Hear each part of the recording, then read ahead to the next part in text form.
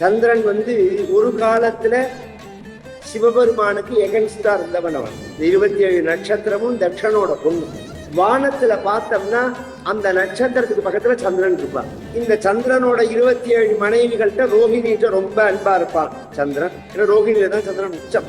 அப்ப அந்த க்ஷயரோகத்தை போக்கிக்கிறதுக்காக சிவபெருமானை பூஜை பண்ணினா பகவான் ஜவான்னு சொல்லி அந்த சந்திரன் எடுத்து ஜட மேல வச்சிருந்தானா. சந்திரசேகரனா சந்திரமௌலீஸ்வரனா சிவபெருமான் பிரகாசிக்கிறதுக்கு காரணம் சந்திரனுக்கு ஒரு பிராபலம். சந்திரன் ஒரு காலத்துல சிவபெருமானுக்கு எகன்ஸ்டா இருந்தவன். அவன் தட்ச யஜ்ஞத்துல எல்லா தேவதைகளோட சேர்ந்து சிவபெருமானுடைய வடிவமான வீரபத்ரரை பரிகாசம் பண்ணினா. வீரபத்ரரை காலை மட்டும் மிதிச்சார், அது ஒரு கதை. அதே சந்திரனுக்கு பின்னாடி ஒரு பிராபலம் வந்தது. அவன் மாமனார் தக்ஷன் இருக்கான் பாருங்க, அவனோட மாமனார் தக்ஷன். அவனுக்கு 27 பொண்ணு. 27 நட்சத்திரமும் தக்ஷனோட பொண்ணு. அஸ்வதி பரணி கார்த்திகேன்னு சொல்றமே, அது அத்தனையும் சந்திரனோட தக்ஷனோட பெண்ணு. இதை எல்லாத்தையும் சந்திரனுக்கு கல்யாணம் பண்ணி கொடுக்குறான். இதெல்லாம் தத்துவம், புராணங்கள்லாம் சொல்றது தத்துவம். சந்திரனுக்கு கல்யாணம் பண்ணி கொடுக்குறான்னா என்ன அர்த்தம்னா, இன்னைக்கு அனுஷம் எப்படி இன்னைக்கு நட்சத்திரம்னு எப்படி சொல்றோம், நாம எந்த கணக்குல சொல்றோம் அப்படின்னா, வானத்துல பார்த்தோம்னா அந்த நட்சத்திரத்துக்கு பக்கத்துல சந்திரன் இருப்பா. சந்திரன் எந்த நட்சத்திரத்துக்கு பக்கத்துல இருக்காரோ அன்னைக்கு அந்த நட்சத்திரம். அதான் கணக்கு. அதனாலதான் திதியை நிர்ணயம் பண்ணும் போது அபராண்ணம் வியாப்தி இருந்தாதான் திதி. மத்தியானம் 3 மணிக்கு மேல இருக்கணும் திதி, அப்பதான் அது சிரார்த்த திதி ஆகும். நட்சத்திரத்தை நிர்ணயம் பண்றதே அப்படி கிடையாது. இன்னைக்கு கார்த்தால 10 மணிலேருந்து அனுஷம் இருக்கு, நாளை கார்த்தால 9 மணி பிறந்தம் இருக்கு. என்னைக்கு அனுஷம் நட்சத்திரம் இல்ல, இன்னைக்கு அப்படி இருக்கல. இன்னைக்கு எப்படி இருக்குன்னு எனக்கு தெரியாது. ஒரு உதாரணத்துக்காக உங்களுக்கு சொல்றேன். நான் ஒரு உதாரணத்துக்காக அந்த விஷயத்தை எடுத்துக்கிறேன். இன்னைக்கு கார்த்தால 10 மணிக்கு வரதுன்னு வச்சுக்கோங்க, நாளை கார்த்தால 9 மணி பிறந்தம் இருக்கு. நாளைக்கு தான் நட்சத்திரம், இன்னைக்கு கிடையாது. 8 நாளைக்கு மேல என்னைக்கு நட்சத்திரம் இருக்கோ அன்னைக்குதான் அந்த நட்சத்திரம். திதி மத்தியானத்துக்கு மேல எப்ப இருக்கோ அப்பதான் இன்னைக்கு திதி.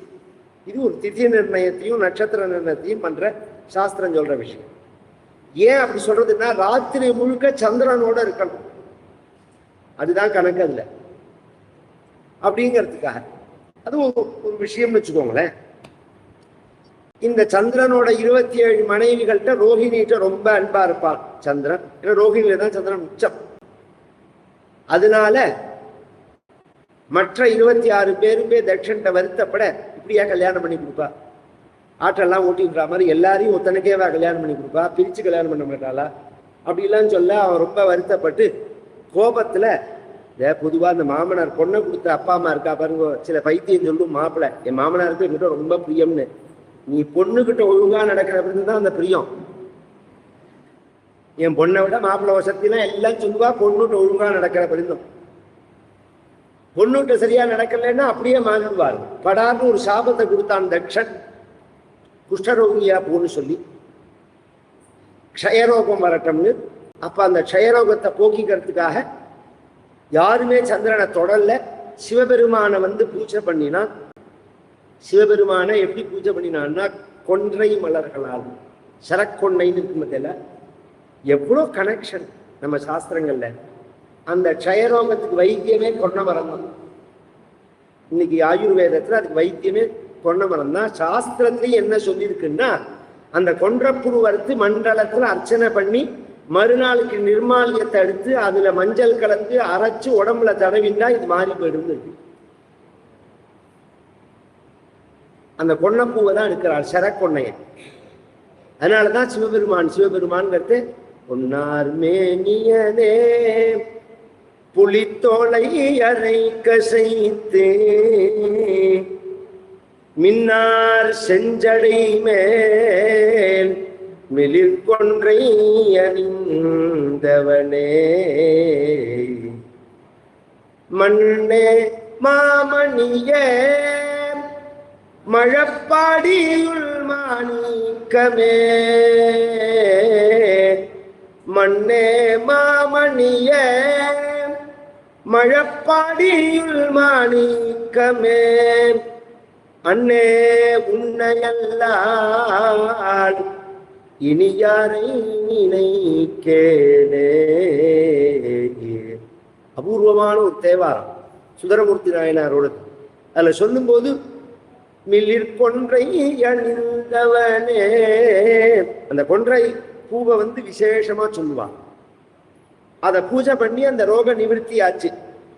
சிவபெருமான சந்திரன் சொன்னா என்னை யாருமே தொடக்கூட மாட்டேங்கிறார், என்னை யாருமே தேவதையா மதிக்க மாட்டேங்கிறார் அப்படின்னு உடனே அப்படியா அப்படின்னு சொல்லிவிட்டு பகவான் ஜவான்னு சொல்லி அந்த சந்திரன் எடுத்து ஜட மேல வச்சிருந்தானா. மேலும் இது போன்ற சிறப்பான நிகழ்ச்சிகளை காண இப்போவே லைக் பண்ணுங்க, ஷேர் பண்ணுங்க, மறக்காம சப்ஸ்கிரைப் பண்ணுங்க.